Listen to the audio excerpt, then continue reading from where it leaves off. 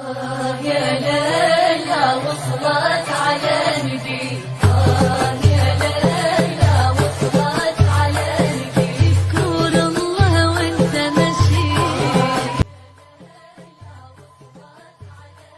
اليوم غادي نقدم لكم واحد من احسن العصائر الطبيعيه اللي ممكن تحضروها بدون سكر.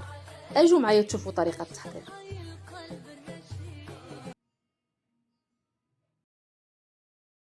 كنحتاج نص كيلو ديال الخيزو اللي تسلقته وكنوضعوه هو الماء ديالو، 4 الليمونات اللي قطعتهم وحيدت لهم العظام، 2 ضرونات ديال الخوخ و6 الحبات ديال المشماش. انا قسمت الكميه اللي عندي وطحنتها على 2 مرات باش يتطحن ليا العصير مزيان مزيان.